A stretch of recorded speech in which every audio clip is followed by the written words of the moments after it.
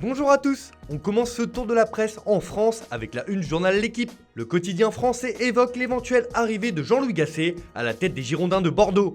Alors que Paulo Sousa est sur le départ, le technicien aurait été approché par les dirigeants bordelais comme nous vous l'avions révélé sur notre site il y a quelques jours. L'ancien coach de Saint-Etienne ne serait pas contre un nouveau challenge en Gironde et pourrait venir aider un club par lequel il est déjà passé en tant qu'adjoint de Laurent Blanc entre 2007 et 2010. Le club au scapulaire espère ainsi apaiser les tensions avec ses supporters, avec qui les relations sont plus que tendues depuis plusieurs mois. On file en Angleterre où un homme met tout le monde d'accord. Alors que plusieurs matchs avaient lieu hier soir, dont la Manita de Manchester City face à Newcastle 5-0, et ce matin, le Daily Express rend un hommage appuyé à David Silva, auteur d'une prestation XXL contre les Magpies. Le journal britannique n'y va pas par quatre chemins et estime que l'Espagnol est une véritable légende de Premier League, rien que ça. Alors que le milieu offensif quittera City à la fin de la saison, il a décidé de partir par la grande porte. Et cela se traduit par des chiffres, puisque face à Newcastle, Silva et les siens ont réussi 93,7% de leurs passes, soit le total le plus élevé pour une équipe dans un match de Premier League. Le Guardian revient lui sur la colère froide de José Mourinho, l'entraîneur de Tottenham. En effet, le coach portugais ne comprend pas la décision de la FA de suspendre Eric Dyer pour 4 matchs et il le fait savoir. En effet, le milieu de terrain des Spurs s'en était pris à un supporter après la défaite de Tottenham le 4 mars dernier, ce qui lui a valu 4 matchs de suspension et une amende de 40 000 livres. Mais Mourinho ne comprend pas la durée de la sanction et cela ne lui plaît pas. Direction l'Espagne où il est question de Mercato, et c'est Luka Jovic qui fait la couverture de Marca. Selon la publication madrilène, le Serbe arrivé l'été dernier est à vendre. Lors de ce Mercato estival, le Real Madrid sera à l'écoute des offres pour l'attaquant. Depuis son arrivée dans la capitale espagnole, l'ancien joueur de Benfica n'a pas convaincu, que ce soit sportivement, comme en témoignent ses 2 buts en 770 minutes, ni par son caractère et son implication.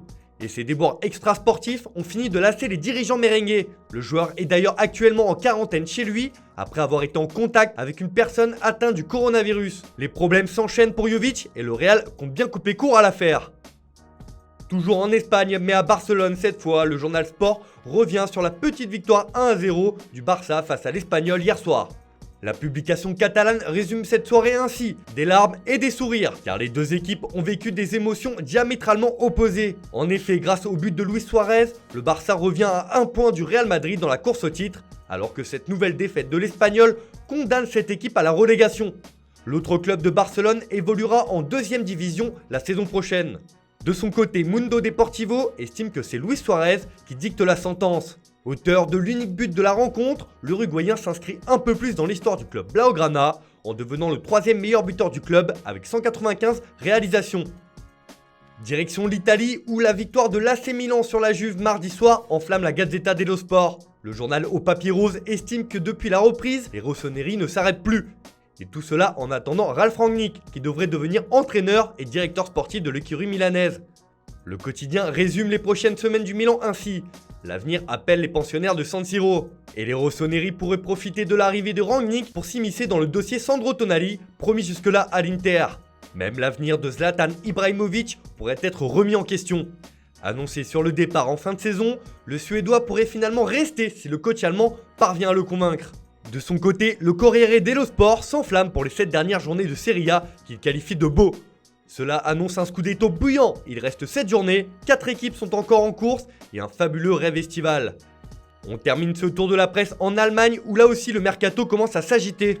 Et il est notamment question de l'avenir de Jadon Sancho. Si l'attaquant devait quitter le Borussia Dortmund cet été, où il est courtisé par Manchester United, l'écurie allemande aurait déjà un plan, révèle Kicker.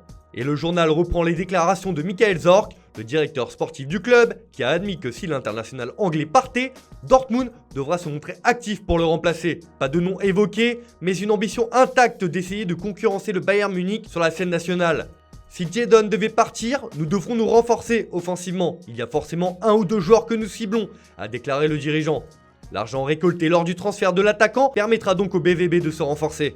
Voilà, c'est tout pour aujourd'hui. Bonne journée à tous et à très vite sur Foot Mercato.